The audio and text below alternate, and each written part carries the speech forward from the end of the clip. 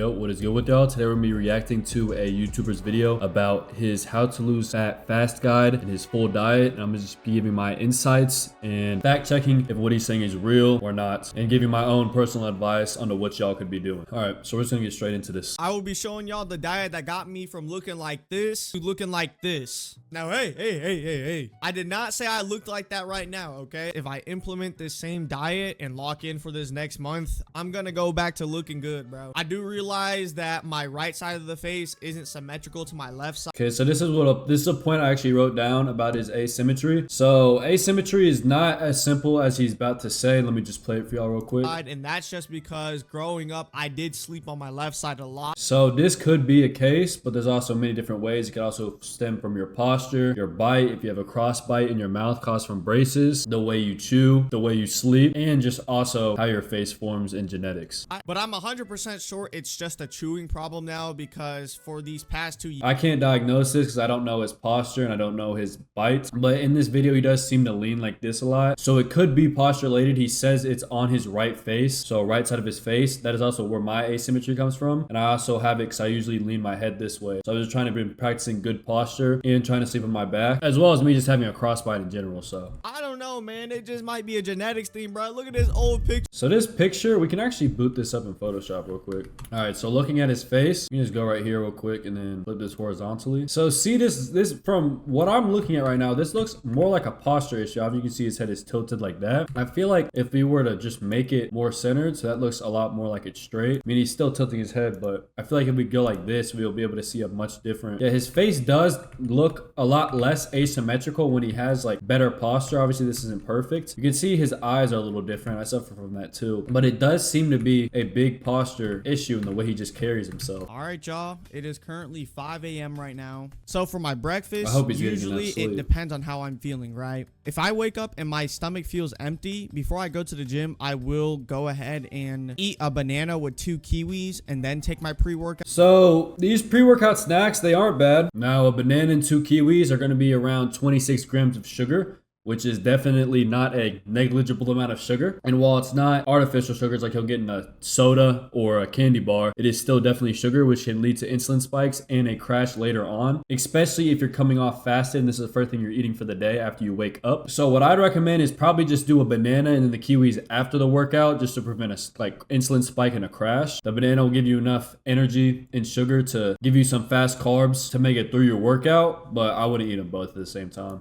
Banana and kiwis are just fast absorbing carbs that you can use for quick energy when you actually do get to the gym. Today though, however, I'm actually just going to take my pre-workout, take my electrolyte powder, and then head to the gym, just because I still feel like the dinner that I had from yesterday is in my stomach, so I can still use that for energy. I would recommend everybody in the morning they drink a cup of raw kefir. It has very good probiotic and prebiotic properties, which can be very, very beneficial for your gut health. You want to make sure your gut microbiome is very well, and we'll touch on this later in the video as well. All right, as you can see right here, I'm using the watermelon flavor from Element. This is the electrolyte powder. So electrolyte powder is kind of, I've seen it a lot on TikTok, and a lot of his purchases seem like they come from TikTok. This isn't a diss in any way. I just want to preface that this video is not a diss in any way. I'm simply making this to help him and help anybody that watched his video, anybody that comes across this video. I literally just want the best for this dude. I mess with Nano. I used to watch his videos, but this electrolyte powder, he makes the claim that you need this every morning because your body, your body uses all the electrolytes and sodium during your sleep. That I use, it's really good because it provides 1,000 milligrams of sodium. So when you sleep, your body becomes super dehydrated. Which isn't false, but it's not exactly true either. So your body doesn't lose a gram of sodium when you're asleep. You don't need the electrolyte powder. And honestly, adding all this in could do more harm than good if you aren't going to be sweating or working hard, because it could just be excess sodium. Genuinely, just some pink Himalayan salt and some water would do the same purpose that this electrolyte powder here is doing. Not to mention this has artificial sugars in it, which can upset your gut and just aren't good for health in general, as well as these being $45 for a 30 pack, which is going to be a common trend along the stuff he used in this video. I guess he's making very good money because he spends a lot of money on supplements that he does not really need. You're gonna need some form of electrolyte powder to basically just rehydrate your body. Now, if you don't have, you can just do this with water and some pink Himalayan salt. Have enough money to spend to get an electrolyte powder, that's totally fine. Just drink a glass of water the moment you wake up. Now for my pre-workout, shout out to my boys over at Boba Tea, sponsor me, man. I use the lychee pre-workout. Today I'm dry scooping it, but you don't want to dry scoop every day because that— Now this pre-workout again is very expensive, very expensive, but it's not the worst thing ever. Now obviously you don't really need pre-workout. I personally don't use it. I think it's a waste of money. You're better off just using a caffeine capsule. And also this pre-workout actually contains sodium. I went and looked at the ingredients. It contains sodium, which makes the electrolyte powder pretty redundant in the long term. But I mean, if you do enjoy pre-workout, I mean, I guess you can use it. It's not exactly, it might nuke your gut microbiome if you're using some bad shit, but I mean, it's each their own, I guess. could lead to heart problems. Preferably, you just want to mix your pre-workout in with some sort of water. I'm using coconut water because coconut water does have potassium in it. Potassium is really good with de-bloating in the morning, so that's why I mix. Yeah, potassium has been known to be a good de-bloater, especially all over TikTok. Everybody glazes coconut water, which, I mean, there's a reason for, so I'm not going to critique this anyway. I think this is a good thing to do if you have the access to coconut water. He's also going to be eating that banana in the morning, so that's full of potassium as well. So what I personally do to get my potassium is I don't have money for coconut water, so I just make sure I minimize my salt. I actually use a light salt, which is 50% salt and 50% potassium, so it's not the full sodium content, and I just eat a lot of bananas. Pause. In the coconut water, I try to drink at least one coconut water bottle a day. I use the Amazon brand because the ingredients just say coconut water. You don't want any of those coconut water brands that just add on unnecessary sugars.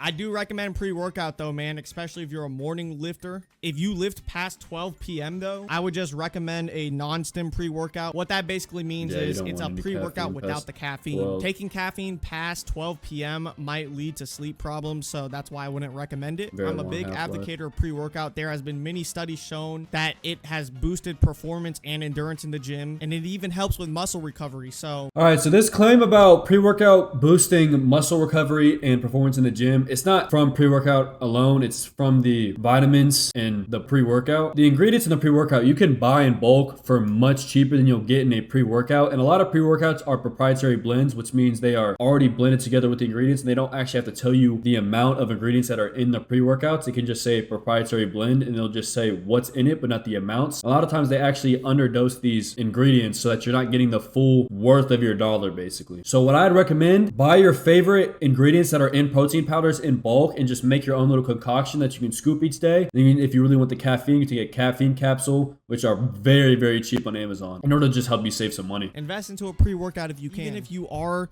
on a calorie deficit, you don't want to lift for endurance, man. When you lift as heavy as possible while on a cut, you're going to preserve that muscle. So when you are dropping pounds on the scale, most of that is coming from fat, not your muscle. A lot of people lose weight and don't know why they still look the same. And it's simply because you're not exercising hard enough to build that muscle. Okay, so this claim, I mean, it's not wrong, but it's not the full truth. So obviously you want to be working out a lot on a cut to stimulate muscle growth and the preservation of muscles. But the main things that are going to help you preserve said muscles are going to be ensuring that your protein goals are being met, you're getting adequate sleep and recovery, and that you're not cutting calories too hard. If you're like in a damn 2,000 calorie deficit, no matter what, you're going to end up losing muscle because that's like an unreal amount and your body just cannot keep up with that. You're not going to be able to build muscle when you're not even getting enough nutrients and calories to damn near survive. So big things to keep in mind, just get enough protein, sleep and recovery, and don't cut too much. Or preserve it. So after my workout, I will chug down a protein shake. This is a matcha flavor protein shake. And then I looked at this protein powder, and apparently in the matcha, it has caffeine in it. So I mean, if you're watching this, bro, just be careful about that. I'll also take a scoop of creatine with it too. So that's only using one scoop of creatine, which is usually 5 grams in most creatine containers. And there's actually been many studies recently that show that upwards of 10 to 15 grams a day will actually boost cognitive performance, and it's very good at reducing brain fog and just overall helping your brain. So I would personally recommend, especially if you have this big tub of creatine, to start scooping about like 10 grams a day and see how that does for you. Now, a lot of people are going to be concerned about the water retention that comes with creatine and bloating. I wouldn't be surprised if he had this concern as well because he's very keen about trying to de-bloat, but I wouldn't worry about it too much. It shouldn't really retain water in the face, and if you think it is, it's most likely just a symptom of high body fat. A lot of people, their face will not get lean until they get lean everywhere else and lower their body fat. All right, moving on. I'm about to show y'all how to prep this ground beef. You can see this. Okay, so I actually did a decent amount of studying into these ingredients here, this ground beef and chicken chicken. So not to mention this tube of ground beef, he says this about it. This is 93 lean, 7% fat. I got this at Walmart. You want to get your ground beef in a package like this because you do not want to get your ground beef in a package like this. So this right here is about $23 at Walmart. And at Costco, you can get 4 pounds of organic ground beef for near the same price. It's about like $30. I think it's like $6, $6 or $7 per pound. And then if you don't get the organic version, you can get a lot more for cheaper. So obviously not everybody has a Costco card, but if you do have a Costco membership, I would recommend looking at this option. Also, not to mention that Walmart has recently had a recall on all of their ground beefs due to them having salmonella and stuff like that. So I'd be concerned about that. And there's also just been many claims that Walmart ground beef actually just does not taste good because it's not sourced well. And then he says this later on in the video that he says that ground beef doesn't taste very well. I personally think ground beef tastes amazing. And I think it all just comes from where you source it from. If it's a good quality cut of meat, then it's obviously going to taste much better. Nothing really to say about this chicken other than it's cheaper at Costco. But obviously, no, not everybody has access to that. So will save a lot of money, and this should last you for like a week. And then for the chicken, I'm about to show you the crazy part is he says this lasts you a week when damn I eat about a pound of ground beef a day. So it's just kind of funny like how different like food can last people. Once it's been 4 minutes, you want to go ahead and use some sort of cooking spray. You don't want to use butter or any type of oil because it is going to be. So he says you don't want to use any butters or oils, but you want to use this cooking spray. Now I did look up this cooking spray. This is the cooking spray that was mentioned. And now as we can see in this cooking spray, it contains soybean oil, propellant to dispense the spray. Now, this is actually common in most cooking sprays. And propellants aside, which you do not want to be consuming propellants, by the way. You don't want to be consuming seed oils either, as they can lead to inflammation, cancer risks, everything that's already really known about seed oils. You don't really want to consume any of these. And these seed oils and propellants that are in cooking sprays can actually produce oxidized fats, which can lead to more inflammation and a much higher risk of cancer down the line. So I would steer very clear away from cooking sprays. Personally, what I use is extra virgin olive oil, beef tallow, and butter. He says not to use any oils or butters when you're cooking on the cut. But I'm personally on a cut and I've lost a lot of body fat just in a month alone off of using these. And not to mention, extra virgin olive oil is known as one of the most healthiest oils you can consume. And it has been recommended that everyone consumes at least a tablespoon of extra virgin olive oil daily, not even cooking, just plain, just for the health benefits. While it needs to be known that extra virgin olive oil at high temperatures will turn into a carcinogen, so that is to be careful for. If you're going to be using extra virgin olive oil to cook, make sure to use it at lower temperatures. So I'd say cut it off, like don't go any higher than like 5 on the stove with extra virgin olive oil. Do not let it get to the smoking point. And if you're going to be cooking anything that requires more high heat, like a steak or anything like that, use butter or beef tallow. Those will be much better. A grass-fed butter, high quality grass-fed butter will be very good for you. And this does say 0 calories, but I mean, you're still getting, this is the per gram, and the serving size is 1/4 of a second spray. So let's see how much he sprays. Yes, it's kind of a dick suck point, but I mean, I just have to make the point that you should not be using these. It'd be much safer and healthier for you to be using butters and oils that are from a high quality. You don't want to use butter or any type of that was much more than 1/4 of a second. Also, along with extra virgin olive oil, make sure it's sourced from a good place. Make sure it's cold pressed and stored in a dark container that cannot let any light in and is metal, not plastic. After that, you want to put in this taco seasoning, bro. Okay, so this taco seasoning, I went and looked it up. It has a lot of sodium, so I'm just saying this because he is worried about his bloating. Sodium in these seasonings like this will count towards your sodium count, and you're getting a lot of sodium from the electrolyte powder and from the pre-workout. So just make sure you are wary of how much sodium you're actually getting in the day. Taco seasoning is gonna save your life, bro. Ground beef, it tastes very stale, so you want to. I love ground beef. I love red meat so much. I'd eat that shit raw. I think the raw diet's dumb, but I would eat ground beef raw because I love it so much. I don't really know what this claim is. I think it just is low quality meat from Walmart. So I would look into sourcing better quality meat, whether you want to go to a butcher, go to Costco, anywhere to get better sourced ground meat. I think it'll be a game changer for him because I personally have never had this issue. For this cheese, I'd make sure you're getting like actual organic cheese, not just like the bag cheese, because real organic natural cheese actually has tons of benefits for you that pasteurized bag cheeses don't really have. I will have a kiwi on the side. Now on this current diet, I am avoiding grainy carbs like bagels or oatmeal, except for one exception. I will go over that exception towards the end of the video. Now I want to emphasize that there is nothing wrong with good carbs like white rice, oatmeal. However, carbs will retain water onto your body. And I do realize water weight isn't fat. It comes and goes. But for me, it's more of a mental thing, right? If I'm losing this water weight and I can visually see changes into my body, it lets me to keep pushing onto my diet because I can visually see changes within my face, within my stomach.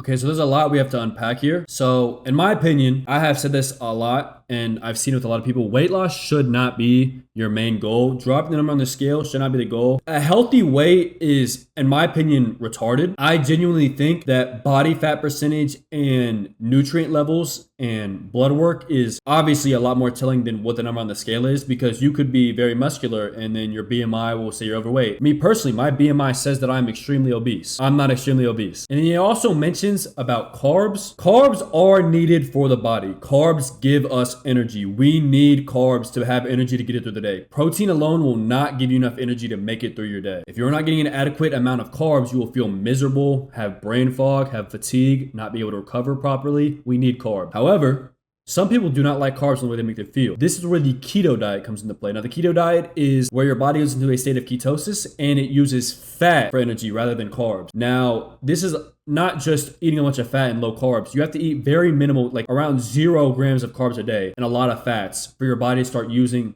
the fats as energy. And you have to do this for a while. This is something you have to do for the rest of the time you're on this. You can't just eat some carbs someday and then only eat fat the next day. No, this is no carbs for the whole time, only fat. And a lot of people actually get the keto flu when trying to transition to this. It takes about 2 weeks to transition to this and you'll feel miserable because you're not getting any energy from the carbs until your body makes that transition to be able to pull from those fats. But you must choose between either a keto diet or eating carbs for energy. You have to get energy somehow. I do highly recommend only getting your carbohydrates from fruits. When you get Now this, you can get carbs from fruits. You can get energy from fruits, obviously. That's why we said at the beginning, like eating a banana before a workout is a good choice because it'll be a good fast-acting carb to give you energy. Slow digesting carbs like sweet potatoes, grains, rice, these give you steady energy throughout the day. A fruit, think of it as just a little shot of energy. That is going to give you a little spurt of energy, and then it's going to slowly trickle off after it's done. As well as fruits being full of sugar. Sugar does not satiate the body. When your brain actually eats sugar, it signals that it wants more. It signals that it wants more of this. And if you're on a cut, last thing you want to do is be hungry because then you'll obviously eat more than you're allowed to. I would recommend to him that he should incorporate some sweet potatoes. I personally love sweet potatoes. They're very, very good. Or some sprout bread or seed bread, which is bread that is made from sprouted roots, and it provides so much energy for the calories. It is definitely something to look into. But when you are cutting, I do recommend just eating little to no grainy carbs. I'm just worried about his energy levels and his brain function because I would be miserable not eating carbs.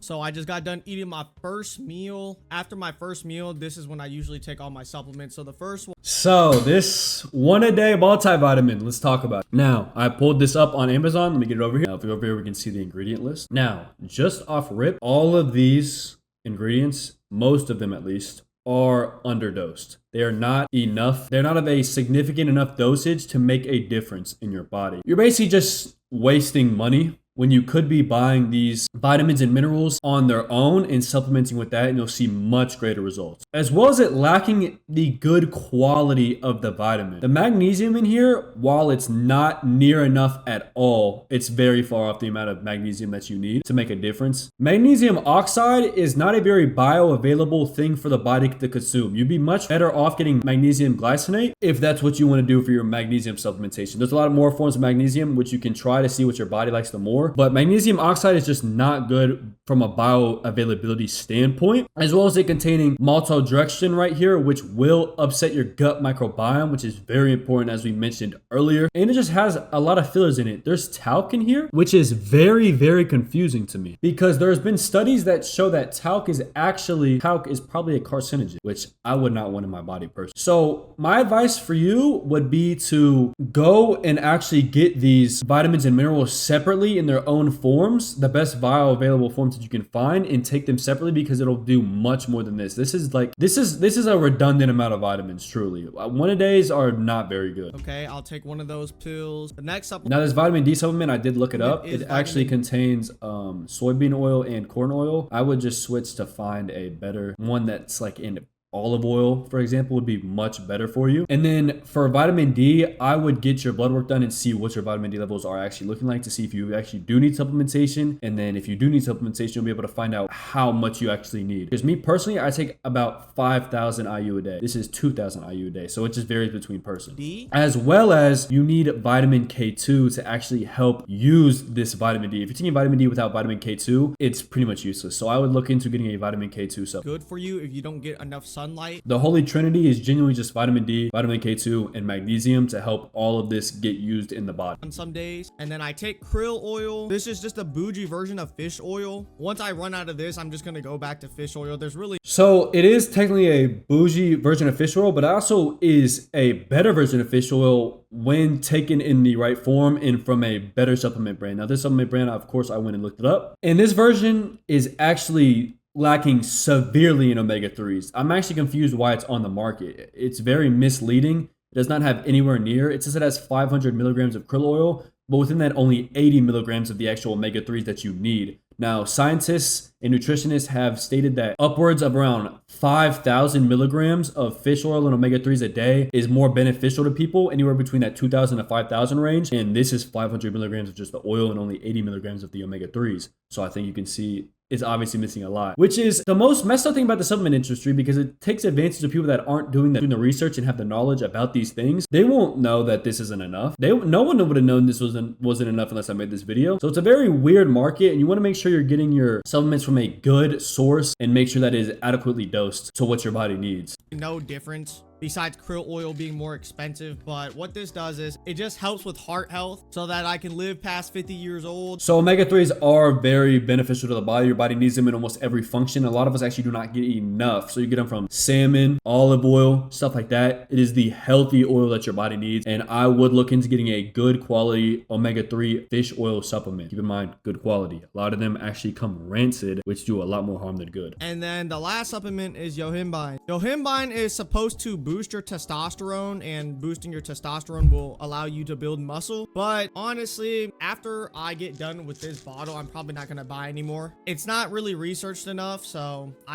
So this supplement, I actually looked it up. I don't know where he got this claim that it boosts testosterone. It's actually known to be a fat burning stimulant. So people use it, they will take it fasted and take it with their cardio to help stimulate the body to burn fat. It has nothing to do with boosting testosterone levels. The three ones that I would recommend to get though for sure would be the vitamin D, the 1-a-day multivitamin, and then also take creatine. Those are the only 3 supplements you really need.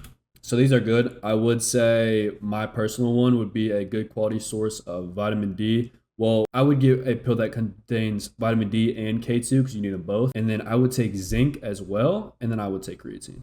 In your diet. After all my meals too, I will walk for 15 minutes in my basement. So I usually have 3 meals every day. If I'm walking 15 minutes right after my meals, that's going to be 4,500 steps out of the 10,000 that I need to get out of the day. Simply just because I took the time to walk after eating. Walking after eating is also good too, simply because it just helps the food digest better into This is true. your stomach. So I highly recommend walking after eating, even if it's just for like 5 minutes. All right, so if you want to prep this chicken. Now, only I do want to mention, he does use a sugar-free maple syrup and no sugar added sauce right here and the bagged cheese right there. So I would just say I would remove all of these, get organic natural cheese, get rid of all the sugar-free sauces and stuff like that.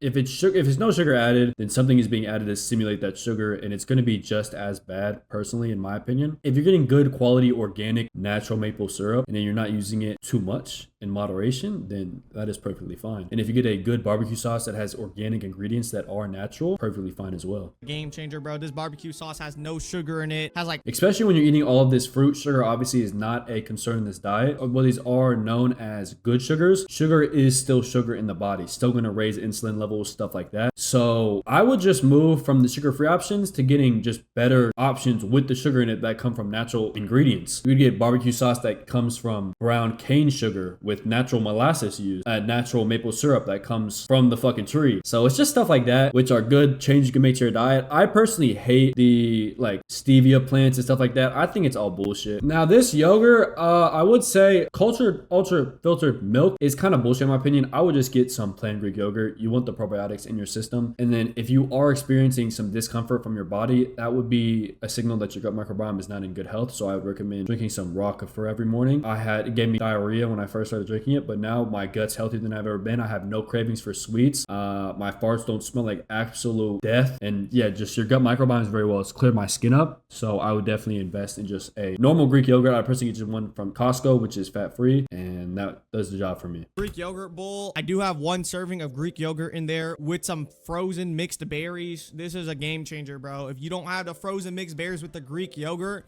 I'm telling you, it tastes so good. I squeeze in 20 grams of honey in there alongside 1 tablespoon of peanut butter. And my concern is just eating a lot of sugar in the day. You just mix it which is what he says. He says you only get your carbs from fruit. And I guess in a sense, he needs this sugar for the energy. But I think he'd just be much better off if you just cut down on the fruit and replace that with like a sweet potato or like some oats or just something like that. And yeah, that's basically my diet, y'all. So my main concern with these macros that we are shown is the low carb to fat ratio. He's eating around the same amount of carbs as fat, which as mentioned earlier, it's too many carbs going to ketosis and it's too little carbs to actually give your body sufficient energy throughout the day. There's a reason you have this limit of 196 grams of carbs. You can use that. And if you are scared of, retaining water from the carbs, go up to like 120. Like you need these carbs. It'll make you feel so much better. I promise you. Just make sure they're from a good source, good quality carbs. I'm going to put the macros on the screen right now. It comes out to about 160. Also, 9 grams of fiber. I just don't believe this with how much fruit he's eating. So for the remainder of these calories, I will snack on different types of fruits throughout the day, like cherries or pineapples. Any type of fruit that I can get my hands on, I will snack on it. For me personally, to lose 2 pounds a week, I need to be eating 2,100 calories. So I don't know if he misspoke here, but to lose 2 pounds a week, you need to eat 2,100 calories. I don't know where he got this number from. Me personally, I'm 6'5".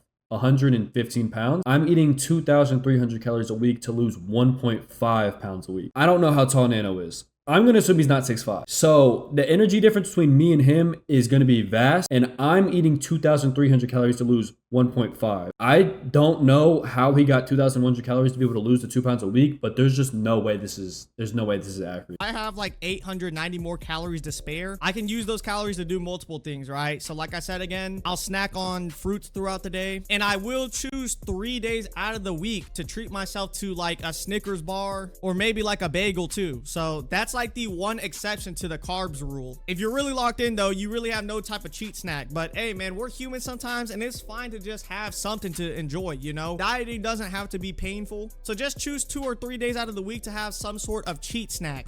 So my main thing about this cheat snack is like, you really shouldn't need a cheat snack if you're eating clean, healthy foods. I personally have no urges to eat any like artificial processed desserts.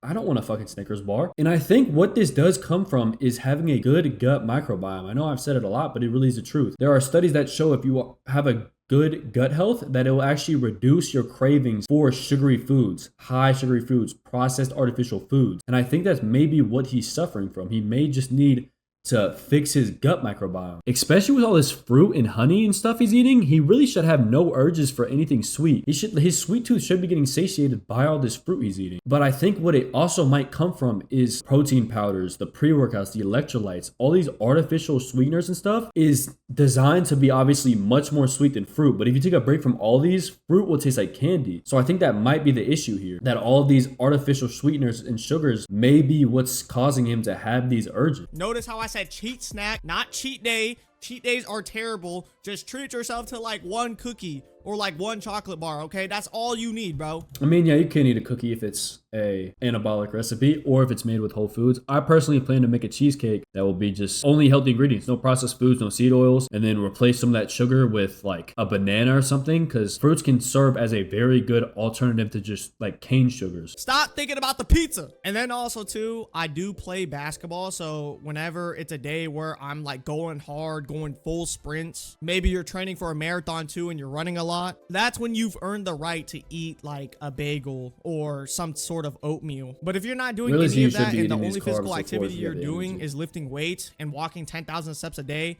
bro, I promise you, you don't need any sort of grainy carbs. The diet that I eat in this video is plenty enough to fuel your body.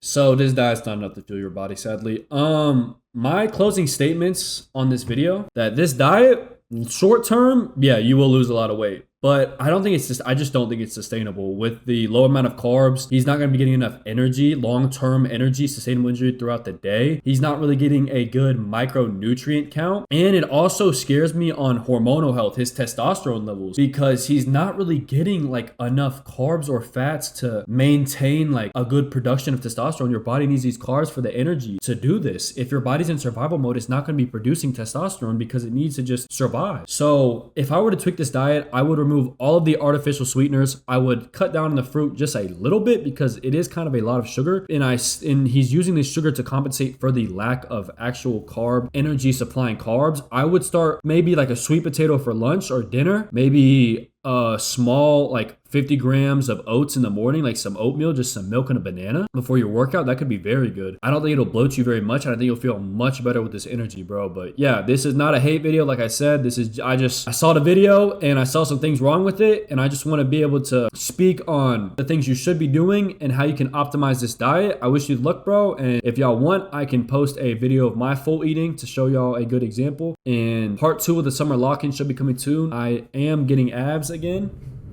As you can see right here, the abs are back, which is pretty fucking awesome. So yeah, fat nim is gone pretty much. So yeah, bro. Nano, if you watch this video, I fuck with you, bro, and I wish you the best. And if you want, feel free to hit me up on Discord, DIZZNEM. We can talk about it there.